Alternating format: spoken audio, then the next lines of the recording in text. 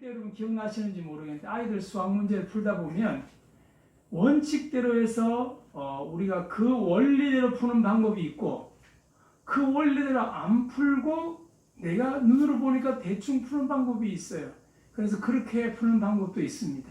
그래서 원칙대로 풀게 하기 위해서 학교에서 가르치는 방법은 그 과정의 도식을 다 써라 그렇게 합니다. 그래서 진행해 나가는 과정을 다 씁니다. 이렇게. 그래서 계속 연습을 하다 보면 그 원리 원칙이 어떤 건가를 알게 됩니다.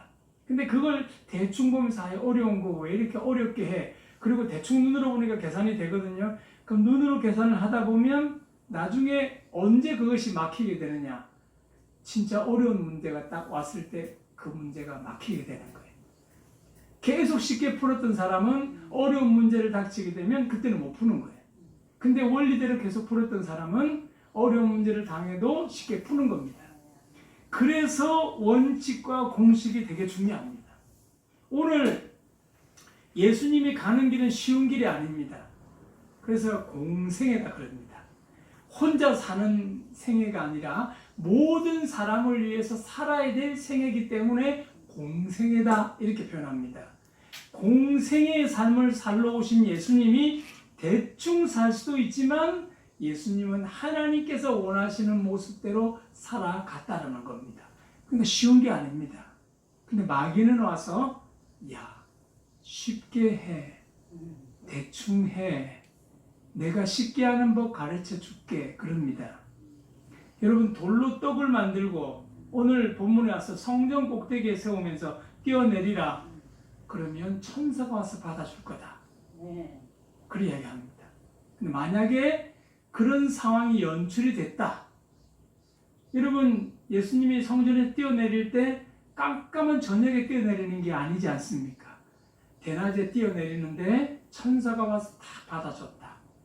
여러분 거기서 한 10명만 봐도 예수님은 어떻게 됩니까? 한 번에 슈퍼스타가 됩니다.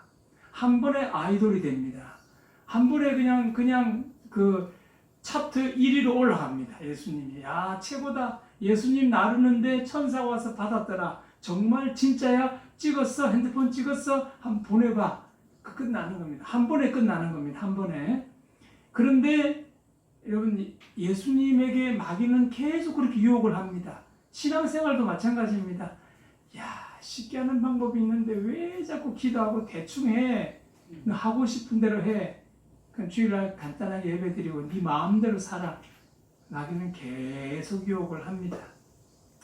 여러분 쉽게 살 수 있는 방법이 많습니다. 예수님도 이 퍼포먼스만 잘 했더라도 그의 공생애는 편했을 겁니다.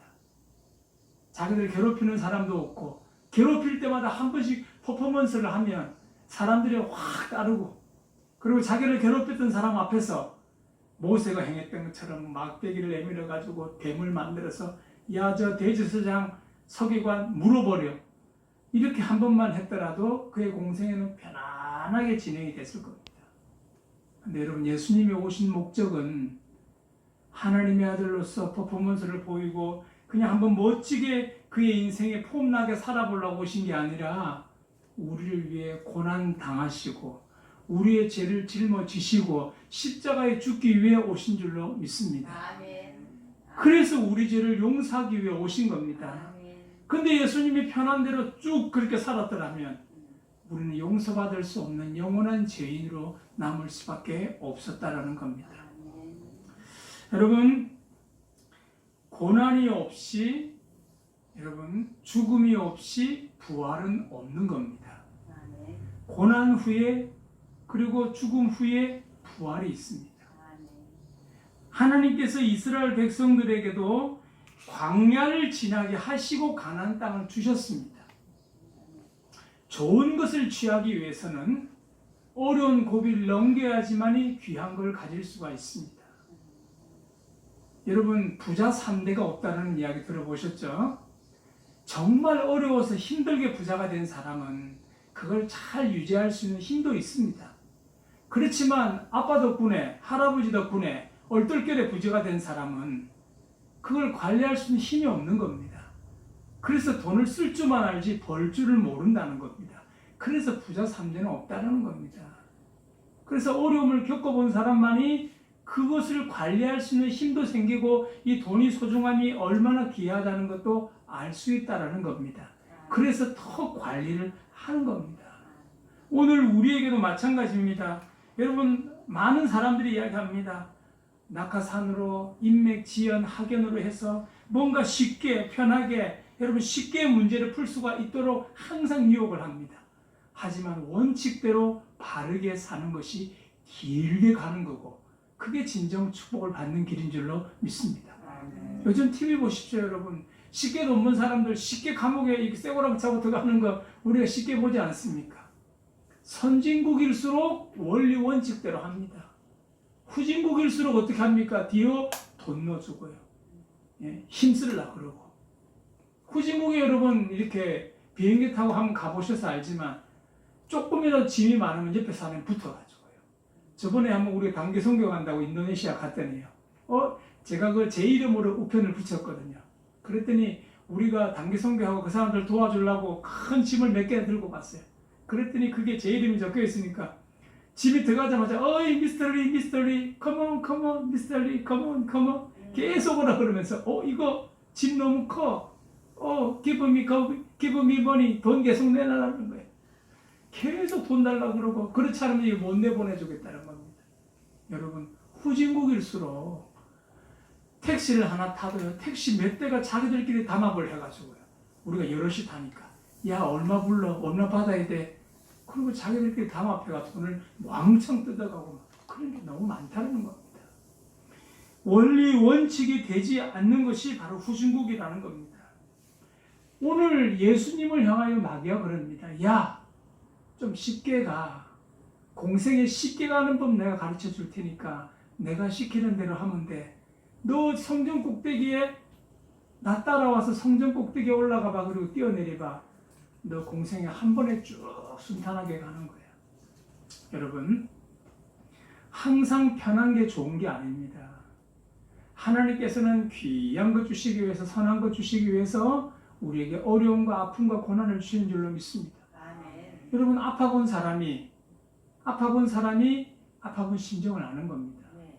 그리고 아파본 사람이 낫고 나서 어떤 느낌이 듭니까? 건강한 게 소중한 거구나. 하나님이 그동안 나를 축복하셨구나. 나를 지켜주셨구나. 그걸 아는 겁니다. 근데 여러분 제가 다시 물어봅니다. 안 아픈 것도 늘 안 아파봤어요. 그래서 어떤 사람이 참 나는 늘 건강해. 아픈 줄을 모르는 겁니다. 그래 교통사고 안 난 사람이 난 사람이 막 감사하고 있을 때 나는 하나님의 은혜가 뭔지 잘 모르겠어. 나도 하나님 한번 은혜를 크게 한번 받아왔으면 좋겠어. 그런 이야기 하는데 제 가슴이 철렁한 거예요.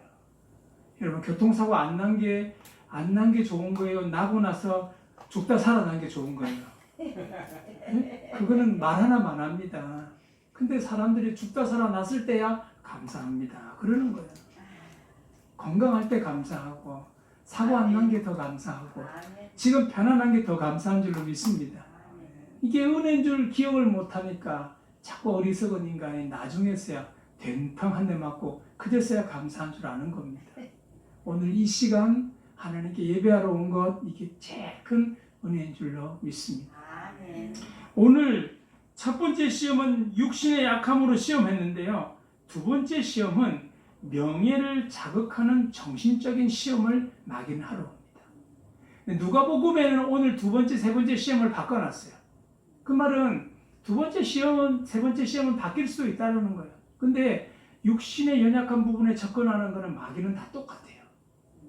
내가 가장 약한 부분, 내가 가장 연약한 부분, 뭘 건드리면 넘어갈 줄 아는 사람이 마귀예요, 마귀. 마귀가 와서 우리의 가장 약한 부분을 한 번씩 툭툭 건드립니다. 여러분, 근데 예수님께 나타나서 마귀가 했던 이야기 이렇게 이야기합니다. 첫 번째하고 똑같이 너가 하나님의 아들이거든 이렇게 이야기합니다. 자, 예수님이 하나님의 아들이 맞아요? 아니에요? 그죠? 그런데 하나님의 아들이거든 이렇게 표현합니다. 네가 하나님의 아들이거든 성전 꼭대기에서 뛰어내려 봐라 그렇게 합니다. 하나님의 아들이거든. 이게 뭐 중요한가? 여러분 이게요 우리가 흔히 말하는 가정법이라는 겁니다. 가정법. 이걸 어느 때 쓰냐면 이럴 때 쓰는 거예요. 내가 만약 나비라면, 내가 만약에 새라면, 제가 여러분 나비가 될 수 있습니까? 제가 새가 될 수 있습니까? 그때 내가 나비라면 날라서 아무도 못 가는 곳에 제일 먼저 아름다운 꼭대기에, 제일 높은 꼭대기에, 아니면 내가 가장 사랑하는 사람에게 누구보다도 먼저 새라면 빨리 날아갈 것. 이거는 이룰 수 없는 거예요. 내가 새라면. 그럴 때 가정법을 쓰는 거예요. 그런데 예수님 앞에 마귀가 나타나서 네가 만일 하나님의 아들이거든. 이거 말이 안 되는 이야기입니다. 예수님이 하나님의 아들인데 예수님한테 네가 만일 하나님의 아들이라면, 이건 자존심을 건드리는 이야기입니다. 네? 자존심을 건드리고요. 그리고 이거 네가 만약에 하나님의 아들이거든, 이 말은 다시 말을 바꿔서 네가 만약에 하나님의 자녀이거든. 우리 하나님 자녀 맞아요, 아니에요? 근데 이거 마귀는 야, 네가 만약에 하나님의 아들이라면 하면서 뭘 자꾸 말을 건네는 겁니다. 이게 자존심 상하게 하고 사람 마음을 막 상하게 하는 그런 질문입니다. 그 제보고도 네가 만약 목사라면, 이 자존심을 상하게 하고 감정을 움직이게 하는 말입니다. 그래 보통 사람 같으면 이 마귀한테 뭐? 너가 아직 잘 모르는 모양인데 내가 오늘 어떤 사람인지 한번 보여줄게. 이래버리면 그때부터 감정에 휘말리는 겁니다. 예수님이 그렇게 하도록 마귀가 와서 싹 이렇게 자존심을 건드리는 겁니다. 사람이 여러분 자존심 건드리면요 어떻게 합니까? 이번에도 TV 보면 여러분 그 막 묻지마 살인 막 하지 않았습니까? 그것처럼 이 자존심이라는 게 마귀가 가장 건드리기 쉬운 부분이에요. 이 마귀에게 휘둘리면 예수님이 거기서 지는 겁니다. 그런데 예수님께서는 전혀 동요하지 않습니다. 이 주님 안에서 마음을 잘 잡아야 하는데 하와에게도 와서 마귀가 그러죠. 와서 그런 질문을, 하나님께서 동산 모든 나무의 열매를 따먹지 말라 하더냐? 이렇게. 하나님 그렇게 이야기 안 했어요. 다 따먹을 수 있대. 뭐만 따먹지 말라? 선악과만 따먹지 말라 그랬는데 마귀는 어떻게 질문하냐면, 야, 하나님께서 동산 모든 나무의 열매를 따먹지 말라 하더냐? 이렇게 질문합니다. 그러니까 막 헷갈리는 거예요. 네? 오히려 이렇게 너 정말 선악과 따먹지 말라 하더냐? 이렇게 하는 것보다 더 오히려 심오한 질문을 하는 거예요. 헷갈리게 사람 마음을. 그러니까 하와가 이렇게 대답합니다. 먹지도 말고 만지지도 말라. 하나님께서 너희가 죽을까 하노라 라고 대답을 한 것 같은데, 이렇게 말을 자꾸 질문을 자꾸 하니까 헷갈리는 겁니다. 그러니까 마귀가 그때다 싶어가, 하나님 먹으면 결코 죽지 않는다. 먹어봐. 안 죽었나? 먹어봐.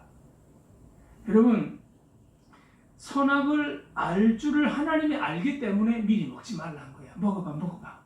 그리고 그때부터 여자가 마음이 흔들리기 시작하니까 눈이 다르게 보이는 거예요. 그 다음에 어떻게 표현이 됐냐면, 여자가 그 나무를 본즉 먹음직도 하고 보암직도 하고 지혜롭게 할 만큼 탐스럽기도 한지라.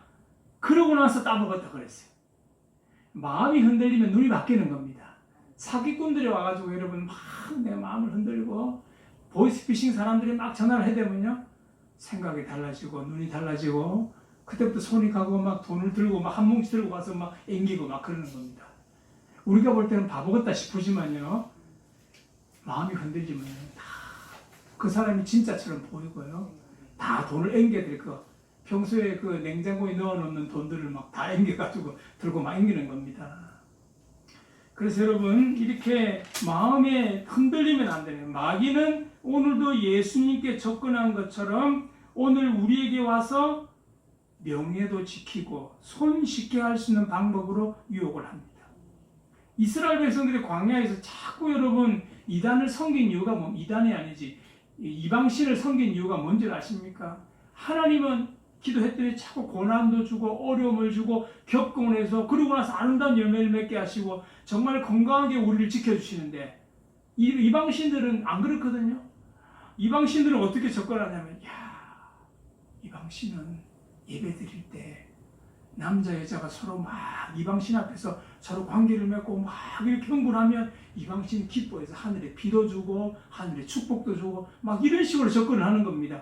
그러니까 사람들이 멋지다, 우리 기분도 좋게 해주고 축복도 주네. 이야, 이래 좋은 신이 어디 있어? 그러면서 막 유혹이 넘어가는 겁니다.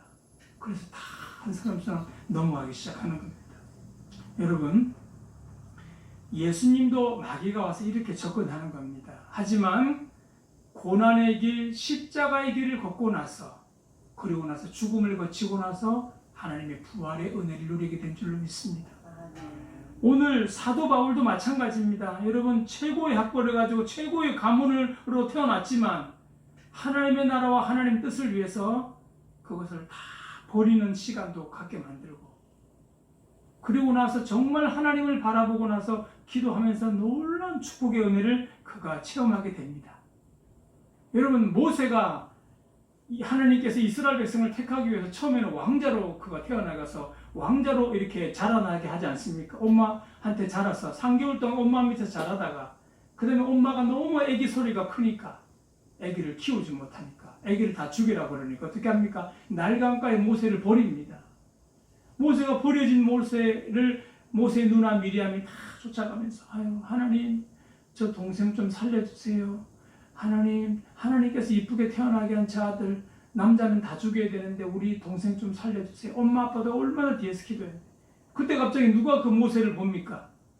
모세를 본 사람이 애굽의 공주가 봅니다. 공주가 날강에 흘러오는 공주가 딱 보면서 이 나무 상자 그런데 딱 실려오는 그 갈대 상자에 실려오는 뭔가 이상한 걸 보고 하녀가 이야기합니다. 그 공주 하녀가, 공주님 이상한 게 떠내려왔어요. 뭐야? 들고 와봐. 뚜껑을 열어보니까 뭐가 있어요? 아기가 있는데 너무 이쁘게 보이는 거예요. 근데 여러분, 히브리인들은요, 그 아기를 덮어놓던 천 조각만 봐도 이게 히브리인인지 아니면 자기 나라 애굽인인지 바로 압니다. 그러면 뚜껑을 딱 열어보면 누구 애인지 바로 알겠습니까?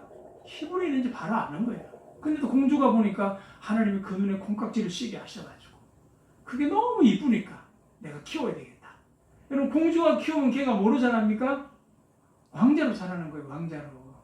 그래 하나님께서 그 공주 밑에서 계속 이쁘게 키우다가 얘는 안 되겠다 하고 버린 게 아니라 계속 이쁘게 키웠어요. 40이 될 때까지. 계속 왕자로 자란 겁니다.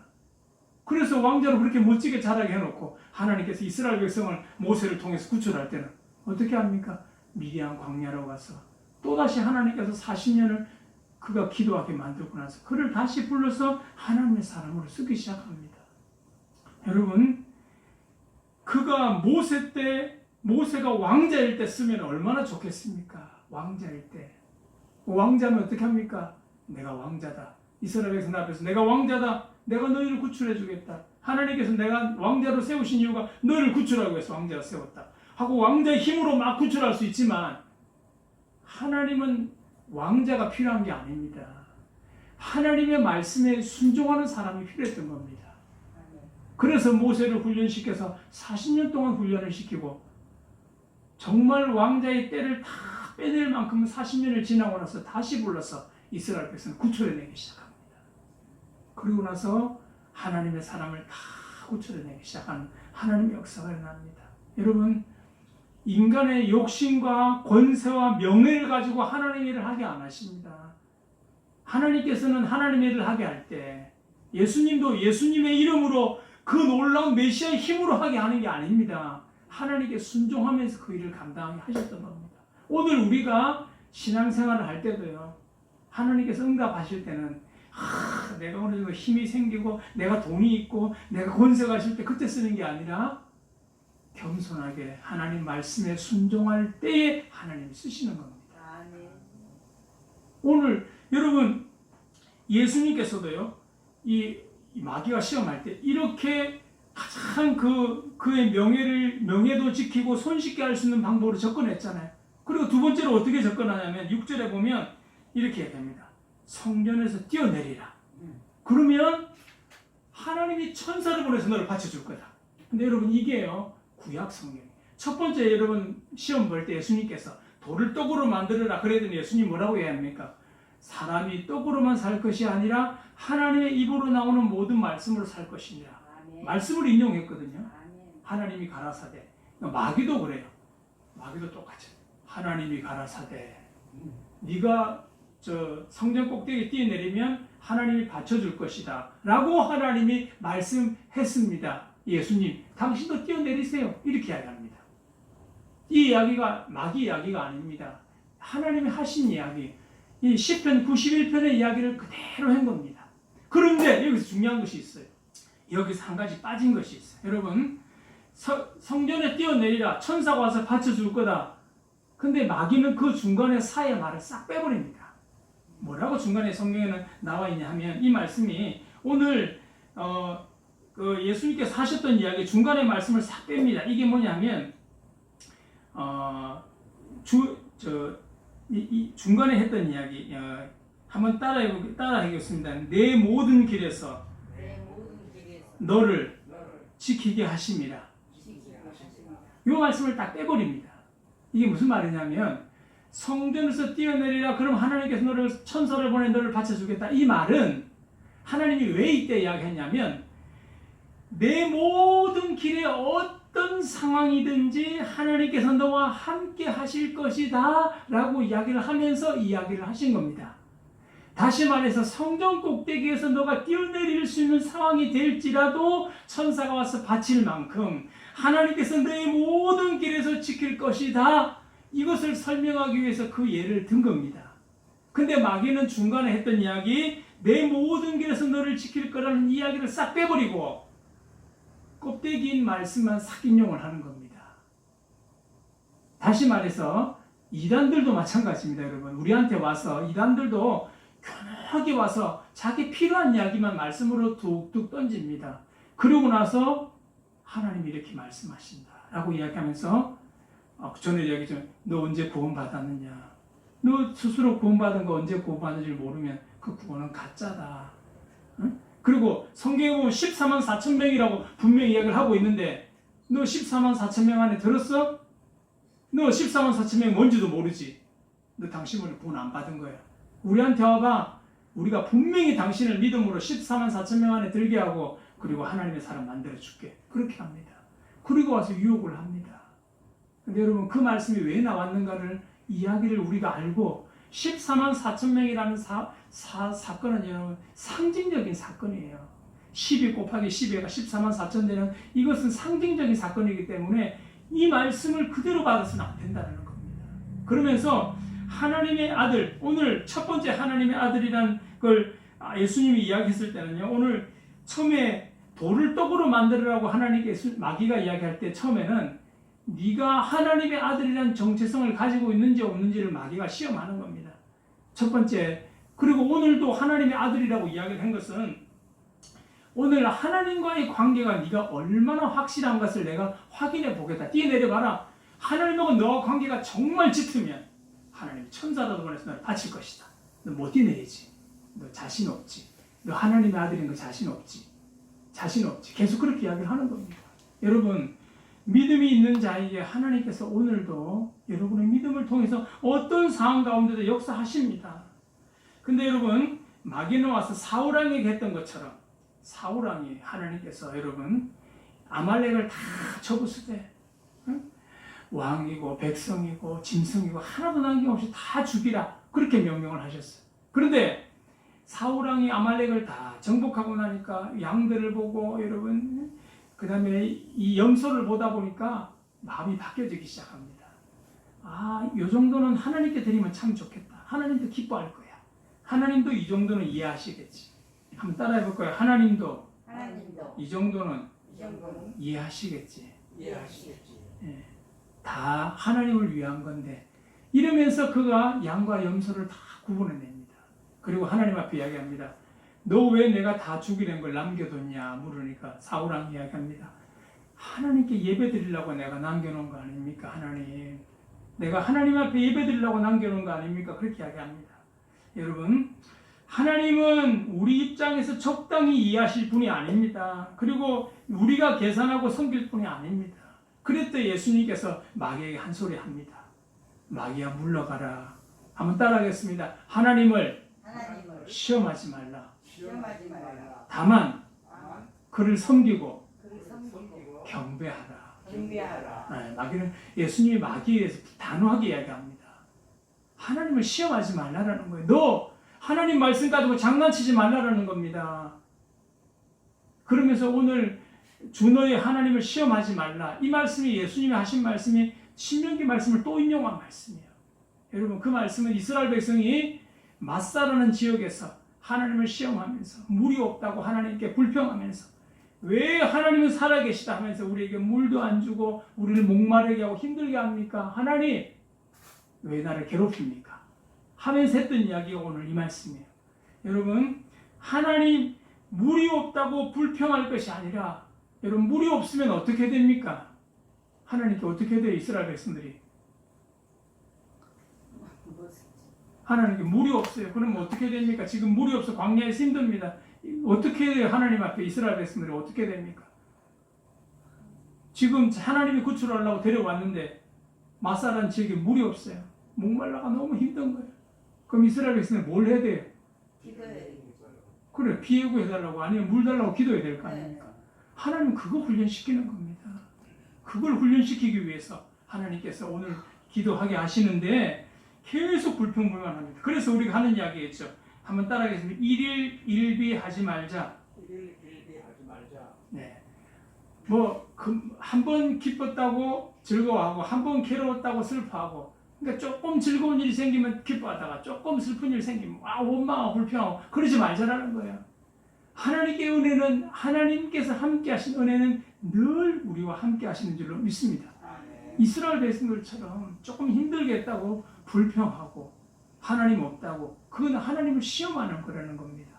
하나님 시험하지 말고 하나님이란 존재는 우리가 있니 없니 하고 따져야 될 뿐이 아니라 하나님을 섬겨야 될 뿐이라는 거예요. 하나님을 경배하고 섬겨야 될 뿐이 오늘 하나님이라는 것을 이야기를 하고 있습니다. 그래서 우리가 여러분 하나님에 대한 정체성 하나님에 대한 관계성을 내가 분명히 하면 마귀는 떠나갑니다. 여러분 하나님은 여러분에게 어떤 존재입니까? 예수님이 분명히 얘기합니다. 하나님이란 존재는 시험할 뿐이 아니라 우리가 섬겨야 될 뿐이다. 아멘. 그 하나님 가지고 말씀 가지고 장난치지 말라. 아멘. 하나님은 너가 장난칠 뿐이 아니다 하고 손을 확실히 그어버립니다. 그랬더니 마귀가 아무 소리 못하고 떠나갑니다. 여러분 우리가 하나님에 대한 관계는 분명히 해야 됩니다. 하나님이 하나님됨을 우리가 인정을 하고 어떻게 살아가야 될 것인가. 성경에는 몇 가지 방법을 이야기합니다. 우리가 하나님을 어떻게 섬겨야 될지. 십계명을 예수님을 두 가지로 요약했어요. 하나님을 섬길 때 이렇게 섬기라. 첫 번째 한번 따라해서 마음을 다하고 마음을 다하고 목숨을 다하고 목숨을 다하고 뜻을 다하여 뜻을 다하여 주 너의 하나님을 사랑하라. 주는 하나님을 네, 마음을 다하고 목숨을 다하고 뜻을 다하여 하나님을 사랑하라. 그렇게 합니다. 아멘. 하나님을 어떻게 사랑하나? 마음을 다하고 목숨을 다하고 뜻을 다하여 하나님을 사랑하라. 아멘. 이렇게 하나님을 내 이웃도 내 몸과 같이 사랑하라. 자, 한번 따라해서 마음을 다하고 마음을 다하고 목숨을 다하고 목숨을 다하고 뜻을 다하여 뜻을 다하여 하나님을 사랑하라. 하나님을 하나님을 사랑하라. 사랑하라. 한번 쭉 훑어주면 되면 이렇게 하나님을 이렇게 사랑하라. 아멘. 마음을 다하고 목숨을 다하고 뜻을 다하여 하나님을 사랑하라. 하나님을 이렇게 사랑하라는 겁니다. 아멘. 그렇게 하나님을 섬길 때 하나님의 역사는 우리 가운데 끊임없이 일어나게 될 줄로 믿습니다. 아멘. 이웃에 대해서도 내 몸과 같이 사랑하라. 하나님 분명히 말씀합니다. 이렇게 말씀대로 살아가는 정체성이 분명할 때 하나님께서 우리 인생과 함께 하시는 줄로 믿습니다. 아멘. 여러분 그래서 어떤 문제가 생길 때마다 항상 말씀이 내 가운데 있어야 돼요. 말씀으로 오신 예수님, 그러니까 예수님이 어떻게 하셨는가만 생각하면 우리가 그 문제를 해결할 수 있다는 겁니다. 그래서 문제가 생겼을 때 한번 따라해볼까요? 예수님이라면 예수님이라면 어떻게 하셨을까? 어떻게 하셨을까? 네. 한때 그 책이 나와가 유행이 됐는데 예수님이라면 어떻게 하실까? 여러분 이런 고민을 할 수 있는 여러분 되기를 바랍니다. 아멘. 너희는 먼저 그의 나라와 그의 의를 구하라. 그래야만 이 모든 것을 너에게 더하시리라. 하나님께서 하나님 나라를 힘들지만 끝까지 붙드는 자에게 오늘 마귀는 떠나가고 하나님의 은혜와 평강을 여러분에게 더하게 될 줄로 믿습니다. 아멘. 오늘 두 번째 시험처럼 쉽게 할 수 있는 길이 아니라 하나님의 길을 택하는 여러분 되기를 주님의 이름으로 축원합니다. 아멘. 사랑이 많으신 하나님, 오늘 우리 믿음의 눈이 흔들리지 않기를 원합니다.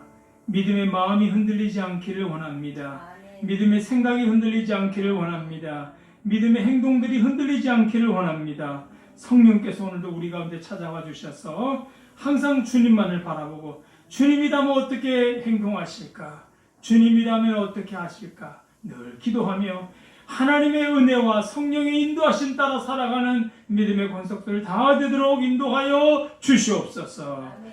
지금은 우리 주 예수 그리스도의 은혜와 하나님의 그 크시고 원하신 사랑과 성령의 감화감동 교통하심의 은혜가 오늘 두 번째 예수님의 시험하여 가장 쉬운 방법으로 우리가 신앙생활하며 가장 쉬운 방법으로 살아가기로 유혹하는 그 마귀의 명예의 유혹에 흔들리지 않게 하시고 아멘. 말씀대로 원칙대로 하나님의 영광을 위해 살아가는 주의 귀한 권속되기를 원하는 우리 모든 믿음의 권속들 위해 그리고 이 나라 이 민족 위에 흩어져 있는 모든 선교사님들 위해 지금부터 영원토록 함께 하시기를 축원하옵나이다. 아멘.